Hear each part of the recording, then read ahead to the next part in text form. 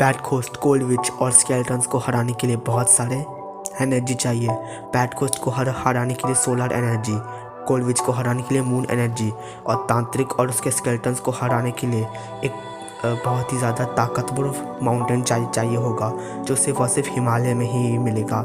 Nobita और उसके friends Himalaya पहुंच जाते हैं, लेकिन वो लोग देखते हैं कि एक मिस्टीरियस गुफा वहाँ पे होता है और नोबिता के सर और सारे डोरेमोन्स को वहाँ पे छोड़ देते हैं वो मिस्टीरियस गुफा का राज जानने के लिए।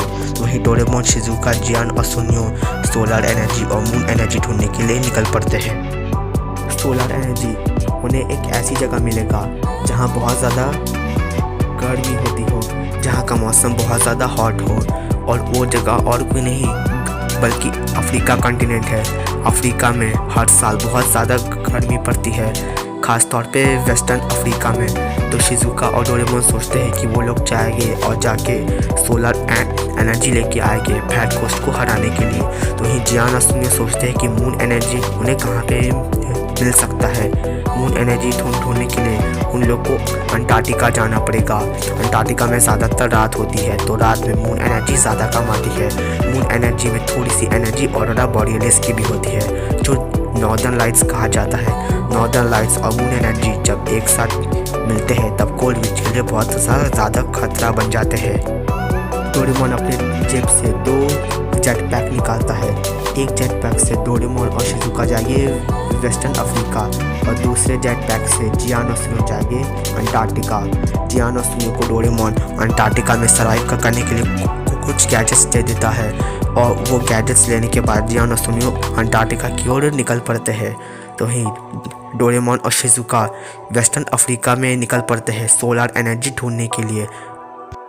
डोरेमोन की जेट पैक 1 मिनट में बहुत दूर जगह पहुंचा देती है, तो डोरेमोन और शिजुका वेस्टर्न अफ्रीका पहुंच जाते हैं और जियान और सुनियो 1 ही मिनट में अंटार्कटिका पहुंच जाते हैं। अंटार्कटिका में ज़्यादा तलाश करने के बाद फाइनली वो लोग को ऑरोरा बोरियलिस नज़र आता है। जियान सुनियो को बोलता है जल्दी करो, ऑरोरा बोरियलिस की कुछ एनर्जी इस गैजेट में लो। डोरेमोन ने अपने कुछ गैजेट्स दिए थे, वो गैजेट्स में वो एनर्जी स्टोर कर सकते हैं। उस गैजेट में सुनियो ऑरोरा बोरियलिस की कुछ एनर्जी स्टोर कर लेता है। तभी पास आने पे उन्हें मून नज़र आता है। वो रहा मून, और उस मून की एनर्जी भी हमें चाहिए, लेकिन मून की एनर्जी को कुछ अजीब टाइप के क्रिएचर्स सराउंड कर रहे थे। बहुत ही अजीब टाइप के क्रिएचर जियान सुनियो के पास आते हैं और कहते हैं क्या तुम्हें ये मून की एनर्जी चाहिए, क्या तुम्हें चांद की शक्तियाँ चाहिए। तब जियान सुनियो कहते हैं हाँ, दुनिया खतरे में है, हमें वल्चर्स को रोकना पड़ेगा, वल्चर्स के खतरनाक मॉन्स्टर्स को हराने के लिए। तब वो क्रिएचर्स कहते हैं ठीक है, लेकिन उससे पहले तुम्हें हमें हराना पड़ेगा। हम ये देखना चाहते हैं कि तुम लोग इतना कैपेबल हो मॉन्स्टर्स से लड़ने में। जियान सुनियो और वो क्रिएचर्स के बीच में ज़बरदस्त फाइट होती है। जियान अपनी पूरी ताकत लगाता है उस क्रिएचर को हराने में। अंत में क्या होता है, वो क्रिएचर हार मान जाता है और कहता है मुझे तुम्हारे में बहुत ज़्यादा पावर दिखी, तुम बहुत शक्तिशाली इंसान हो, तुम ये एनर्जी ले जा सकते हो और वल्चर्स के मॉन्स्टर को ख़त्म कर देना, हमारी दुनिया को बचा लो। तब जियान सुनियो कहते हैं आप लोग बिल्कुल भी टेंशन मत कीजिए, हम लोग दुनिया को बचा लेंगे और इस एनर्जी की मदद से वल्चर्स को ख़त्म कर देंगे।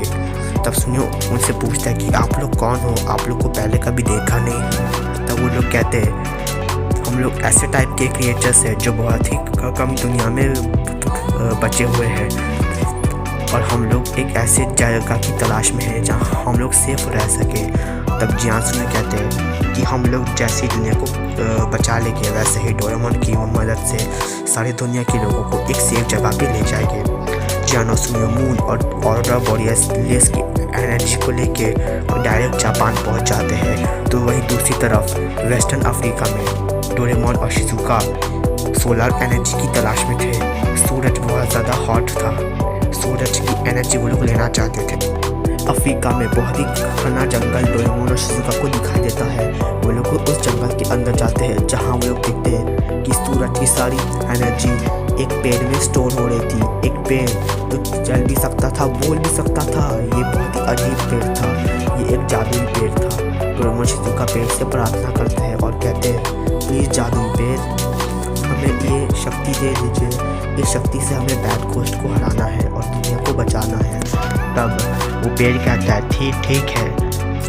वो पेड़ कहता है कि ठीक है, मैं तुम्हें ये पावर दे दूँगा, लेकिन उससे पहले तुम्हें मेरी एक शर्त माननी होगी।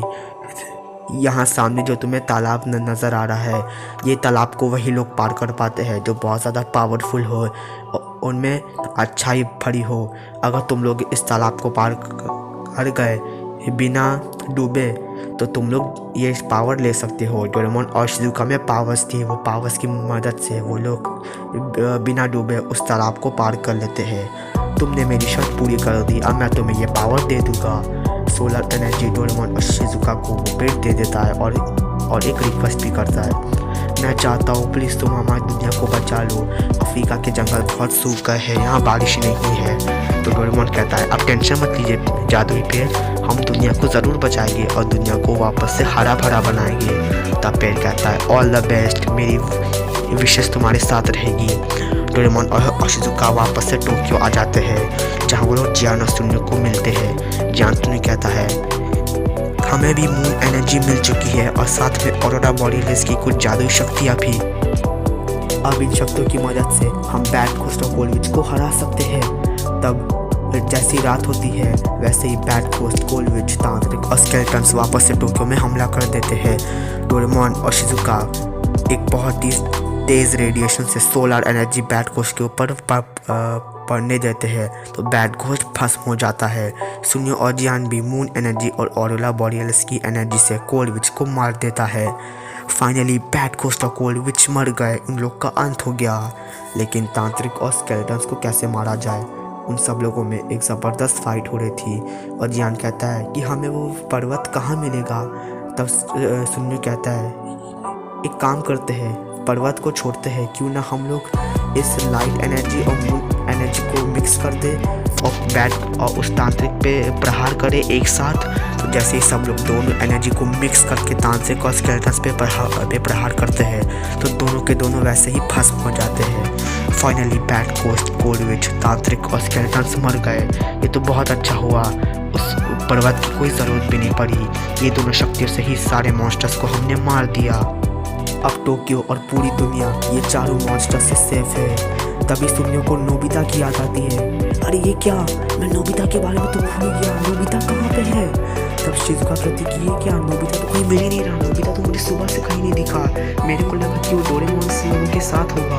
तब तो डोरेमोन कहता है कि ठीक है, मैं अपने दोस्त डोरेमोन्स के पास जाता हूँ, डोरा द किड के पास जाता हूँ। डोरा द किड डोरेमी एक सीक्रेट गुफा में थे, जिस गुफा में वो लोग वर्चस के नए खबरी पायरेट से फाइट कर रहे थे। ये पायरेट बहुत सारी जगहों के खजाने को चुराता है और उन खजानों के पावर को वर्चस में स्टोर करता है। सोने की पावर से वर्चस को ज़्यादा शक्तियाँ मिलती है, गोल्ड पावर वर्चस के लिए बहुत कीमती है। वो पायरेट डोरापेन से फाइट कर रहा था, डोरापेन और सारे के सारे डोरेमोन्स और डोरामी वो पायरेट से फाइट कर रहे थे। और नोबिता के सर डेकिसुगी, मात्सुशिबा और फैक्ट्री के ओनर और बाकी सभी लोग पैरेलल वर्ल्ड के अंदर चल जाते हैं। पैरेलल वर्ल्ड का सीक्रेट दरवाज़ा उस गुफा में है। वो लोग कहते हैं तो तुम लोग जल्दी से ये पायरेट को मार के पैरेलल वर्ल्ड में आ जाओ, हमें वर्चस को रोकना पड़ेगा, वर्चस की शक्तियाँ कम करनी पड़ेगी। तब डोरा द किड वो लोग से कहता है नोबिता के सर और आप सब लोग जाइए पैरेलल वर्ल्ड में, लेकिन एक मिनट, पैरेलल वर्ल्ड में मत जाइए, वहाँ खतरा है, आप लोग रियल वर्ल्ड में ही रहिए। तब वो कहता है कि ठीक है, लेकिन इस पायरेट का क्या।